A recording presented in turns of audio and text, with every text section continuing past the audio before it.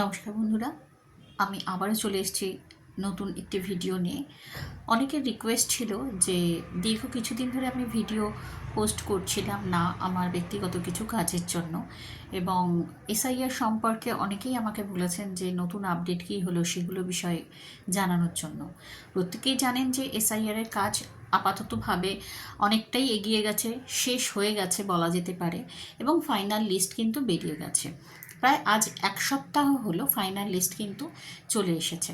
কিন্তু এই ফাইনাল লিস্টের পরও কিছু সাব লিস্ট কিন্তু বেরোবে, অ্যাডিশনাল লিস্ট কিন্তু কিছু বেরোবে।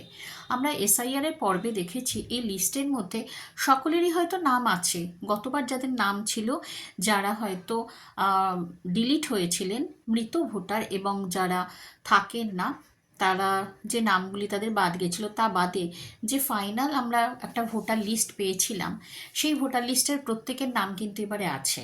কিন্তু সেখানে দেখা যাচ্ছে যে কিছু কিছু ব্যক্তির নামের ওপর ডিলিটেড লেখা আছে, আর কিছু পোর্শনে হয়তো আন্ডার জুডিকেশন কথাটা লেখা আছে।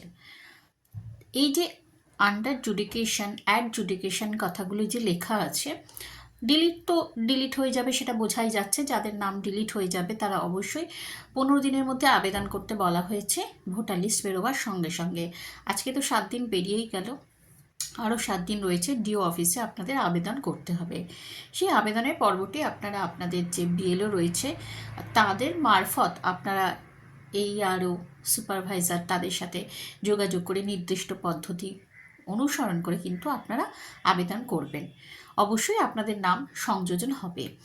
দ্বিতীয় কথা হচ্ছে, যারা আন্ডার জুডিকেশনে আছে, অর্থাৎ যারা আমাদের যে জাজ ম্যাডাম স্যারেরা রয়েছেন, যারা পেপারসগুলোকে বিচার করছেন, বিচারাধীন বলা যেতে পারে, যে তাদের কেন যে বারবার ধরে তাদের হিয়ারিং অ্যাটেন্ড করলেন তারা, কিন্তু তারা আন্ডার জুডিকেশনে চলে এলেন। তারা যখন হিয়ারিং অ্যাটেন্ড করেছিলেন তারা তাদের তথ্য প্রমাণ তো দিয়েছিলেন, বাট তা সত্ত্বেও সেখানে দেখা গেল যে এসআইআরের 11টি তথ্যের কথা বলা হয়েছিল তার মধ্যে হয়তো তারা অনেক তথ্য দিতে পারেননি, এটা হতে পারে। দ্বিতীয়ত হতে পারে অনেকের এক্ষেত্রে তারা নো রেকর্ড ফাউন্ডে ছিলেন, যার জন্যে কিন্তু নো রেকর্ড ফাউন্ডগুলিকে অ্যাডজুডিকেশনের মধ্যে ফেলে দেওয়া হয়েছে। এগুলো এক প্রকার আগে বলা হয়েছিল নো রেকর্ড ফাউন্ড যারা 2002 সালে অবশ্যই নিজেরাই ভোটার ছিলেন তাদের কিন্তু ছেড়ে দেওয়া হবে, তাদের কিন্তু নাম আপলোড হয়ে যাবে। কিন্তু এখন দেখা যাচ্ছে আন্ডার জুডিকেশনের মধ্যে তাদের নামগুলো কিন্তু রয়ে গেল। আর যারা বাদবাকি যারা আটকেছেন তারা অবশ্যই এলডি কেস, অর্থাৎ লজিক্যাল ডিসক্রিপেন্সিস যাদের রয়েছে, নিজেদের নামের বানান ভুল, বাবা মার নামের বানান ভুল, কোনোভাবে এই যে মিসম্যাচগুলো হয়েছে প্যারেন্টসের সঙ্গে নিজেদের, গ্র্যান্ড প্যারেন্টসের সঙ্গে প্যারেন্টসের, এই নামের মিসম্যাচের, বানানের মিসম্যাচের জন্য কিন্তু তারা এলডি কেসে আটকে আছেন। এবং যেটা শোনা যাচ্ছে হয়তো এরা সবাই কিন্তু ওই সাবলিস্ট বা একটা করে এরপরও যে লিস্টগুলো বেরোবে সেই লিস্টের মধ্যে দিয়ে তাদের কিন্তু সমস্তটাই ক্লিয়ার হয়ে যাবে, এবং তারা কিন্তু আবার সেই আপনার যে পুনরায় যে মেন লিস্ট সেই লিস্টে কিন্তু পরবর্তীকালে এদের নাম কিন্তু থাকবে। হয়তো যারা আন্ডার জুডিকেশনে আছে হয়তো কেউই বাদ যাবেন না, যদি সম্পূর্ণ নথি না পাওয়া যায় হয়তো তাদের আবার বলা হবে নথি বা প্রমাণপত্র প্রমাণ কিছু দেওয়ার জন্য, বাট এরা কিন্তু বলা যেতে পারে এদের কিন্তু আর সেইভাবে আটকানো তারা থাকবে না, তারা ক্লিয়ার হয়ে যাবে।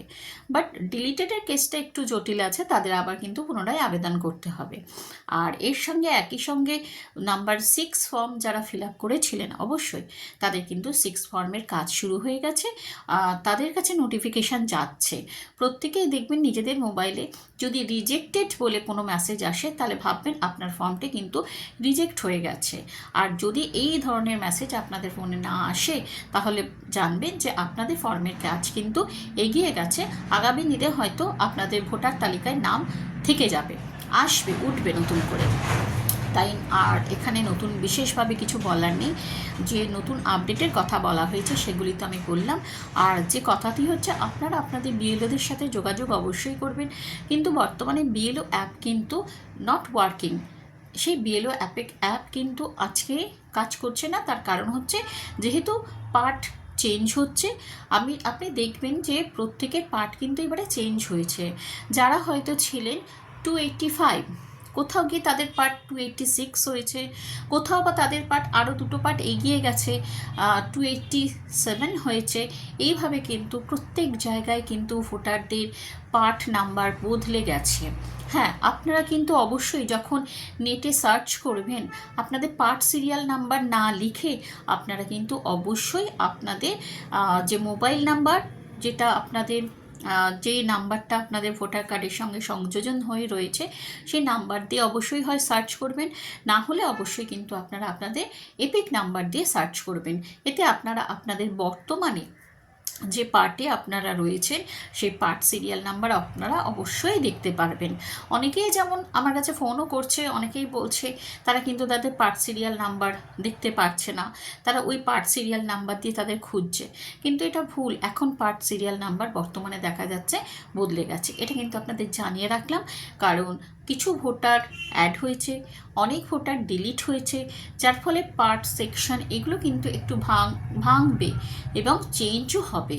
তার জন্য কিন্তু নিজেদের নাম পাওয়া যাচ্ছে না, এটা ভাববেন না। নিজেদের স্থানীয় বিএলওর সাথে যোগাযোগ করবেন, নিজেদের ভোট কেন্দ্রে যোগাযোগ করবেন, সেখানে লিস্ট আপনারা দেখে নেবেন, এবং নিজেদের নামের ওপর যদি আন্ডার জুডিকেশন কথাটি থাকে, ভয় পাওয়ার কোনো কারণ নেই, কারণ এরা অতি বিলম্বে তাদের লিস্টগুলো পুনরায় আসতে চলেছে। এবং মানে আমরা 100% শিওর যে এদের কিন্তু সমস্ত কিছুই ক্লিয়ার হয়ে যাবে, কারণ এদের জন্য খুব একটা ভয়ঙ্কর কোনো তথ্য কিন্তু নেই। কারণ এরা হয়তো কোনো কারণে তারা আটকে গেছে, কিছু এলডি কেস, কিছু নো রেকর্ড ফাউন্ডের কেস, এরা ক্লিয়ার হয়ে যাবে অবশ্যই। আর বিশেষ কিছু আজকে বলার নেই। কোনো যদি নতুন তথ্য এসআইআর সম্পর্কে আমার কাছে আসে, অবশ্যই আপনাদের জানাবো। ততক্ষণের জন্য নমস্কার, ধন্যবাদ।